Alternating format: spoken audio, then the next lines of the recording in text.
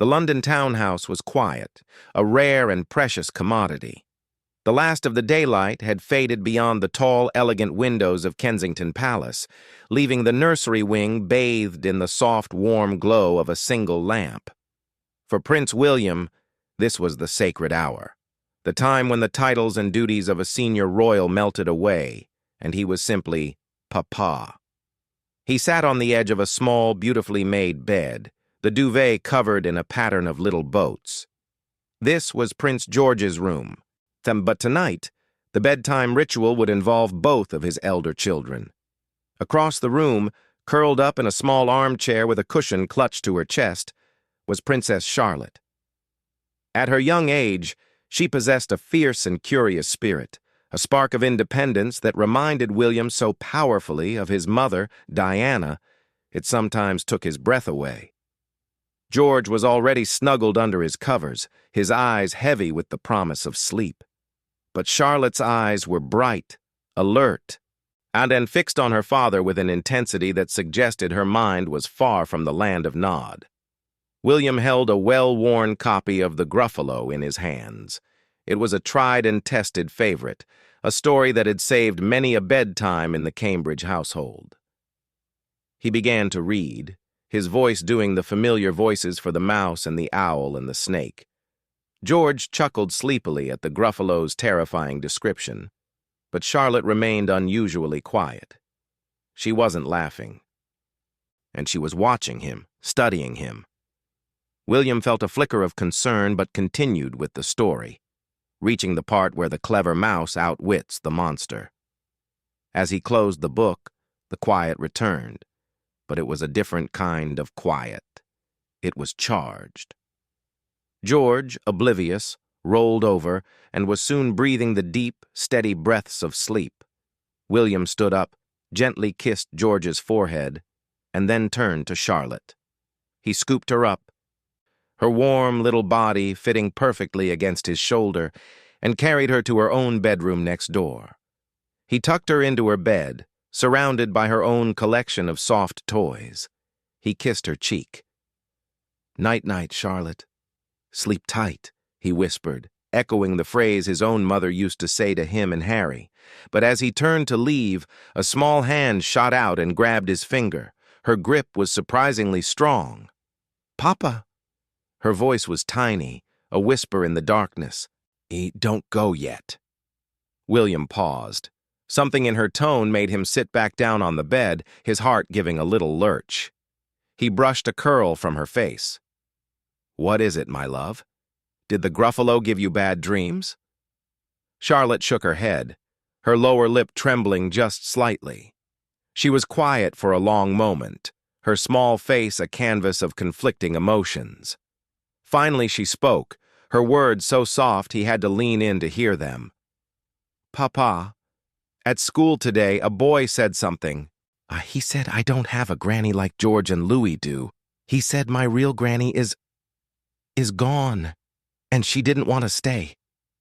The words hung in the air, sharp and painful. William felt as though the air had been punched from his lungs.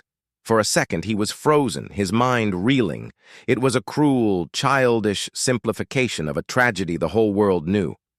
Charlotte, his little girl, had been confronted with the most painful fact of his life, delivered with the blunt, the unthinking cruelty of a child repeating something they'd heard from an adult. He had known this day would come. He and Catherine had always planned to tell the children about Diana gently, with love, framing her as the granny in the sky who watched over them. He talked about her often, pointing out her photos in the hallways, making sure they knew there were two grandmothers in their lives. But he had hoped for more time. He had hoped to control the narrative, to protect them from the ugly, a simplistic version of the story. And now, here it was, poisoning his daughter's thoughts at bedtime. He pulled Charlotte closer, wrapping his arms around her. His mind was a storm. How could he explain the unfathomable? How could he make a little girl understand that her grandmother's leaving was not a choice, but a tragedy? He held her tight, the weight of his own grief and the urgent need to protect his daughter colliding in his chest. He knew he had to find the right words. He had to tell her the truth, but a version of it that was wrapped in the immense love he still carried. He looked down at her trusting face and took a deep breath. The story of Granny Diana, the real story, was about to be told for the very first time. The silence in Charlotte's bedroom was so complete, William could hear the soft ticking of a small porcelain clock on her dresser. His daughter's question hung in the air, a tiny, fragile bomb that had just detonated. He could feel the warmth of her small body against his, her face buried in his jumper, and he knew that the answer he gave in the next few minutes would shape her understanding of family, loss, and love for the rest of her life. He couldn't just offer a platitude. He had to give her something real. He shifted on the bed, pulling her properly onto his lap so he could look into her eyes. They were wide, swimming with unshed tears and confusion. He gently wiped a stray tear from her cheek with his thumb. "That boy at school," William began, his voice low and steady, fighting to keep the tremor out of it. "He was wrong, Charlotte. Very wrong. Your Granny Diana didn't leave because she wanted to. She loved us more than anything in the whole world." He paused, gathering his thoughts. How to explain the paparazzi, the car crash, the overwhelming, suffocating fame, and how to explain a death so sudden and violent to a child who still believed the world was fundamentally safe. He decided to start with the love, to build a fortress of happy memories around the central, painful fact. "Your granny," he said, a genuine, soft smile touching his lips as a memory surfaced. "She was the most fun person you could ever imagine. She was a whirlwind. She wasn't like other grown-ups. She would get down on the floor and play properly. She'd build the most enormous, messy pillow forts you've ever seen, and then she'd crawl inside them with Uncle Harry and me and tell us stories until we fell asleep." Charlotte's eyes widened slightly, the fear in them receding, replaced by a spark of curiosity. "She built pillow forts?" she whispered, incredulous. In her world, pillow forts were a weekend treat with Papa, a carefully managed operation. The idea of a granny doing it was wonderfully bizarre. "Oh, she did," William laughed softly. "And she wasn't just fun. And she was brave. She went and hugged people who were sick, people who were scared and lonely when no one else would. She would hold the hand of a man who was very ill and sit with him for hours, just so he wouldn't feel alone. She taught me that being royal isn't just about wearing fancy clothes and waving. It's about using your voice to help people, to be kind to those who need it most." He saw the confusion in her face, the struggle to reconcile this vibrant fort-building, and brave woman with the concept of gone. He knew he had to address the accident. He couldn't shy away from it, but he could frame it in a way that didn't create fear. "The reason she's not here, my love, is because of a very, very bad accident," he explained gently. "There were some people who didn't understand that she just wanted to live her life. They followed her everywhere, always wanting to take her picture. And one night, it caused a terrible crash. It was a sad, sad thing that happened. But it wasn't because she didn't want to stay with us. She wanted to stay more than anything. She wanted to watch me grow up, to meet you and George and Louie. She would have been the best granny in the whole world." He thought then of his own words from years ago, the joking prediction that his mother would have been a nightmare grandmother, causing chaos and leaving bubbles everywhere. Now, sitting here with his own daughter, that chaotic, a wonderful vision felt less like a joke and more like a profound, aching loss.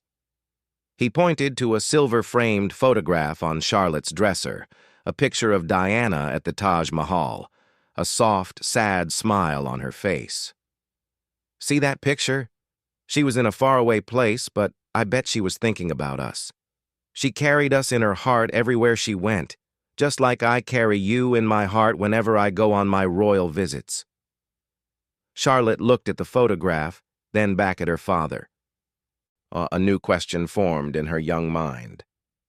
"Papa," she asked, her voice small but clearer now, "did you cry when you found out about the accident?" It was such a direct, innocent, and profoundly insightful question. William didn't hesitate. He believed, like Catherine, that it was healthy to show children that feelings were normal, that even daddies got sad. "Yes, my love," he confessed, his own eyes stinging. "I cried a lot. So did Uncle Harry. It's okay to cry when you lose someone you love so much. It's a way of letting all the sad feelings out. But you know what helped?" Charlotte shook her head, completely absorbed. "Talking about her," William said. "Just like we're doing now, keeping her memory alive. That's why we have her photos everywhere. That's why I tell you stories. We're not just remembering that she's gone. We're celebrating that she was here. And a part of her is still here, you know." He gently tapped her chest, right over her heart. "Right in there. And in George, and in Louis, and in me. Her kindness, her bravery, her fun. It's all a part of us. And it's a part of you, Charlotte, especially your brave, kind heart. When you're kind to someone at school, that's Granny Diana. When you stand up for something you believe in, that's her too." A deep sense of peace settled over the room. The cruel words from the playground had been dismantled, replaced by a narrative of love, legacy, and enduring presence. Charlotte snuggled deeper into his arms, the tension gone from her small body. A few minutes later, her breathing slowed, and she was asleep, her face peaceful. William kissed her forehead one last time and laid her gently back on her pillow. The conversation was over for tonight, but for William, it was just the beginning of a new chapter in his own journey with grief. The days following that intense bedtime conversation were surprisingly normal on the surface. The Cambridge household ran to its usual cheerful rhythm. There were school runs, play dates, and the general chaos of 3 young children. Prince Louis, the youngest, was at a stage where everything was a source of wonder, and his delighted shrieks often echoed through the palace corridors. George was preoccupied with his latest fascination: rhinos. William had mentioned during a public engagement that George was already eyeing up the punch bag when they were given miniature boxing gloves, like a comment that painted a perfect picture of an energetic, curious little boy. But beneath the surface, William was watching Charlotte closely. He noticed subtle shifts in her behavior. She was quieter during bath time, sometimes lost in thought. At other times, she would ask seemingly random questions. While helping Catherine bake biscuits, she suddenly asked, "Mummy, did Granny Diana like to bake?" Catherine, who had never met her mother-in-law, handled the question with her characteristic grace. She knelt down beside Charlotte and said honestly, "I don't know, sweetheart. That's a wonderful question for Papa. But I bet she would have loved baking with you. You could teach her all your special techniques." This became a new, unspoken family project. Charlotte became the family's official Granny Diana investigator. William found himself being interviewed by his own daughter at the most unexpected moments. Over breakfast, she might ask, "Well, what was Granny Diana's favorite food?" During a walk in the palace gardens, she'd inquire, "Did she like flowers? What was her favorite kind?" Each question was a small key, unlocking a memory William hadn't visited in years. He found himself telling her about the time Diana took him and Harry to visit a homeless shelter, a trip that had shocked him as a child, but had taught him more about compassion than any lesson ever could.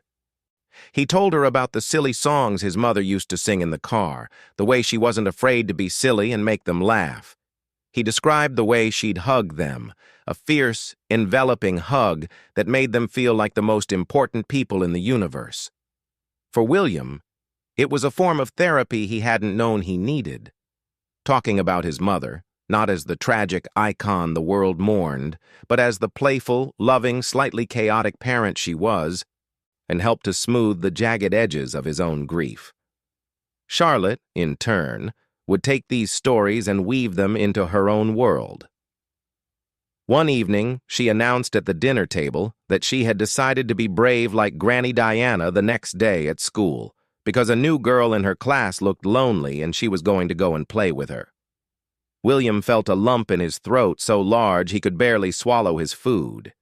He caught Catherine's eye across the table, and she gave him a small, knowing, a proud smile.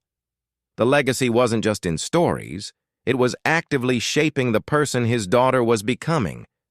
Meanwhile, the nightly routine evolved. While the Gruffalo and Room on the Broom remained firm favorites, the stories from Papa's own childhood became a regular and much anticipated feature. Sometimes George would ask for a story about Granny Diana, too, and William would tell them both a tale, ensuring his mother was a presence in their lives, not an absence. And he was building a bridge between his past and their future, and the construction was proving to be the most important work of his life. The healing wasn't just one way. For years, William had carried the burden of his mother's death with a stoic, public-facing composure. But in the quiet moments with his children, answering their honest, unfiltered questions, he found himself processing his own loss in a new way. They weren't asking about the conspiracy theories or the tragedy, and they were asking about the person, and in answering them he was rediscovering his mother, not as the Princess of Wales, but as his mum. The bedtime conversations, born from a moment of childhood cruelty, had transformed into something sacred, a daily act of remembrance and love that was slowly, gently, beginning to heal a wound he had carried for his entire adult life. Weeks turned into a month, and the autumn leaves in the palace gardens had turned from green to a brilliant gold and red. When the anniversary of Diana's death was approaching, a date that William always felt in his bones, a low hum of melancholy that would descend upon him regardless of how busy he was. This year, however, felt different. The familiar weight of sorrow was still there, but it was no longer a crushing, isolating burden. It was interwoven with the warm, bright threads of his children's newfound curiosity about their grandmother. One Saturday afternoon, Catherine took George and Louis to visit her parents, the Middletons, leaving William and Charlotte alone for a special father-daughter afternoon. They had spent a glorious couple of hours in the palace gardens, kicking through the piles of crunchy leaves, with Charlotte attempting to bury William's feet under a huge pile. As the sun began to dip, casting long, dramatic shadows across the lawn, they headed back inside, their cheeks flushed with cold and happiness. Now back in the warmth of the palace, Charlotte, still in her coat, tugged at William's hand. "Papa," she said, her voice carrying a new note of purpose. "Can we do something for Granny Diana today?" William looked down at her, surprised. "What did you have in mind, little one?" Charlotte thought for a moment, her brow furrowed in concentration. "Well, you said she liked to help people, and you said she was fun. Can we be fun and help people? And for her?" The simplicity and profundity of her question left William momentarily speechless. It was perfect. It was exactly the right way to honor his mother's memory. He knelt down to her level. "That is the best idea I've heard in a very long time," he said, his voice thick with emotion. "What shall we do?" What followed was a spontaneous and utterly charming afternoon. William remembered a charity that delivered meals to elderly people in the local community. And a quick phone call confirmed that they were always grateful for help, especially with the simple personal touches that made their service special. William, Charlotte, and a slightly bewildered but deeply moved Royal Protection Officer drove to a nearby supermarket. There, William pushed the trolley while Charlotte, standing on tiptoe, carefully selected items. She picked out bunches of bright flowers, bars of creamy chocolate, and several boxes of her favorite biscuits. "Nah, Granny Diana would want them to have treats," she declared with the unshakable logic of a 6-year-old. They then drove to the small, unassuming headquarters of the charity. Inside, Charlotte, with the innate confidence of a child who had never known a stranger, helped to pack the meals into delivery bags. She carefully tucked a flower and a small packet of biscuits into each one, her little face a picture of serious concentration. The volunteers were charmed, and they had no idea this was the work of a princess and her father honoring a memory. To them, it was just a lovely little girl and her dad giving up their Saturday to help. And that, William realized, was the whole point. His mother's magic wasn't in grand gestures, but in the quiet, personal connections she made with people. He watched Charlotte carefully place a flower into a bag, and in that moment, he saw not just his daughter, but a living, breathing continuation of his mother's spirit. And on the way home, Charlotte was quiet, but it was a contented, peaceful quiet. "Papa," she said eventually as they pulled into the palace gates, "do you think Granny Diana liked it? What we did?" William reached over and squeezed her small hand. "I don't just think she liked it, Charlotte," he said, his voice soft. "I know she did. I think she was watching us the whole time, and she was smiling that huge, beautiful smile of hers. You made her proud today. You made me proud." That evening, and as he tucked her into bed, the routine was slightly different. Instead of a storybook, Charlotte asked for a story about Granny Diana. But this time, she had a request.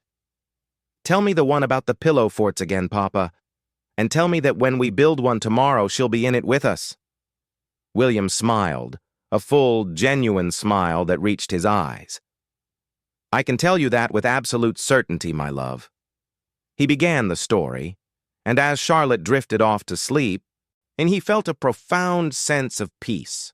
The cruel words from the playground had been answered, not with a defensive explanation, but with a living, breathing legacy of love and kindness. His mother was gone, but she was also unmistakably right here with them. The positive energy from their volunteering afternoon sparked a new tradition in the Cambridge household. It was no longer enough to simply talk about Granny Diana. They now had to do things in her name. Charlotte became the driving force behind this. Her young mind had latched onto the concept of legacy with a fervor that was both inspiring and at times utterly exhausting for her parents. "Papa, Granny Diana liked to dance, right? Can we have a dancing party for her?" This led to an impromptu disco in the living room one rainy afternoon, with William attempting some questionable dance moves while Louis toddled around in circles, laughing hysterically. And Charlotte tried to teach George a special dance for Granny. The music was loud, the dancing was chaotic, and Catherine captured the whole glorious mess on her phone. It was exactly the kind of scene William had once joked his mother would create. A beautiful, wonderful nightmare of noise and joy. Another time, Charlotte announced that since Granny Diana was brave and helped people who were scared, they should do something for people who were scared. But this prompted a family trip to deliver some of Louis's old but perfectly good soft toys to a local women's refuge. William explained to the children, in simple terms, that some children didn't have as many toys as they did, and that sharing could make them feel safer and happier. Watching Charlotte carefully select the softest, cuddliest toys from her own collection to give away, William felt a surge of pride so powerful it almost knocked him over. Through all of this, William's own healing continued. He found he could now talk about his mother without the familiar tightness in his chest. The memories that once brought only pain were now infused with warmth and even humor. He started to share stories he had never told anyone, not even Catherine. He told them about the time Diana took him and Harry to an amusement park and made them ride the scariest roller coaster 3 times in a row, screaming louder than both of them. He told them about the silly, made-up songs she would sing to them when they were sick. By giving these memories to his children, he was reclaiming them for himself. Catherine watched this transformation with a quiet, profound love for her husband. She saw the shadows lift from his eyes. She had always known the grief he carried, but now she was witnessing its transformation. He was no longer just the man who had lost his mother. He was the man who was ensuring her spirit would live on, vibrant and strong, in their children. The bedtime conversations had been the catalyst. But the actions, the daily acts of remembrance and kindness, were building a permanent, unshakable monument. One evening, after a particularly busy day that had included a school concert for George and a play date for Charlotte that had ended in a minor squabble over a toy, William found himself back in Charlotte's room for the nightly ritual. The room was tidy for once, the soft lamplight creating a pool of calm. Charlotte was already in bed looking sleepy. But as William sat down, she had one more question. "Papa," she murmured, "when I'm a mummy, will I tell my children about Granny Diana?" William felt his heart swell. He thought of the lineage of love stretching from his mother, through him to Charlotte, and onward into a future he could only imagine. He thought of the stories, the pillow forts, the dancing parties, the acts of kindness. He thought of the cruel words that had started it all, and how they had been vanquished by a truth so much more powerful, the truth of enduring love. "Yes, my darling," he whispered, kissing her forehead. "You will. And you'll tell them about the brave and kind girl she was, and about the brave and kind great-granddaughter she had, who made sure her memory was always a happy one. And the story will go on, forever and ever." Charlotte smiled, a tiny, satisfied smile, and closed her eyes. William sat with her for a while longer, but watching her sleep. The ghost that had haunted him for so long had finally, truly, become the guardian angel he had always wanted her to be. And it was all because a little girl, with a question asked in the dark, had shown him the way. The story of Granny Diana was no longer a tale of tragic loss. It was a story of love, passed from a mother to a son, and from a father to a daughter, ensuring it would be told for generations to come.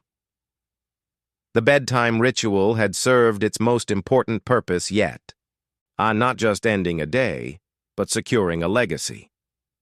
The news of Princess Charlotte's question and the family's subsequent private initiatives never became public, of course.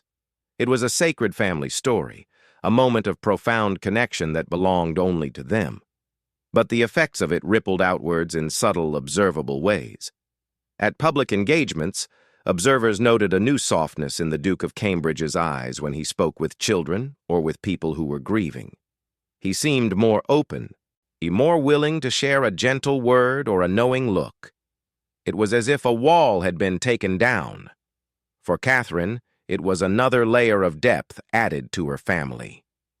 She continued her vital work on early childhood development, her understanding of the crucial nature of those formative years reinforced by this personal experience within her own home. She knew that the conversation William had with Charlotte that night would shape her daughter's emotional health for the rest of her life. It was a powerful, real-world example of the principles she championed. As for Charlotte, she grew up with a unique and beautiful understanding of her family's history. For her, Diana was not a distant historical figure or a tragic face on a magazine cover. She was Granny Diana, the fun-loving, brave, and kind woman who built pillow forts, danced like no one was watching, and who lived on in the hearts of her family. She would occasionally correct her younger brother Louis if he said something about only having one granny. "We have two, silly," she'd say with the confidence of an elder sister. "Granny Carol, who we see all the time, and Granny Diana, who lives in the sky and in our hearts." The cruel words from the playground had long since been forgotten, their power completely annihilated by the truth of love. The boy's comment, intended to hurt, had instead sparked a journey of healing and discovery that had brought a family closer together. It had forced a conversation that might have been delayed for years, and in doing so had given William the greatest gift, the ability to finally, fully, and joyfully share his mother with his children. Years later, on another quiet evening, William found himself in a familiar position. He was sitting on the edge of a bed, but this time it was Prince Louis's. And the youngest Cambridge was struggling with a fear of the dark, a common childhood anxiety. As William tried to soothe him, he thought of the book Catherine had read on CBeebies, The Owl Who Was Afraid of the Dark, about a little owl named Plop who learns that the dark can be wonderful. He told Louis the story, but he also added something else. "You know, Louis," he said, "Granny Diana used to say that the dark is just your blanket for sleeping. And she said that the stars are the people we love, winking at us to say goodnight." Louis looked towards the window, at the stars beginning to appear in the twilight sky. "Is Granny Diana a star, Papa?" he asked. William smiled, a peaceful, contented smile. He looked out at the first, faint, twinkling light. "Yes, my son," he said, his voice filled with a certainty that had been hard-won. "She is, and she's winking right at you." He kissed Louis goodnight, feeling the eternal, a comforting cycle of love and memory continue its gentle turn. The story, once a source of such pain, had become the family's greatest source of comfort and connection, a lullaby that would be sung for a lifetime. The legacy of Princess Diana, secured not in stone or ceremony, but in the bedtime stories of her grandchildren, was safe, sound, and shining brighter than ever.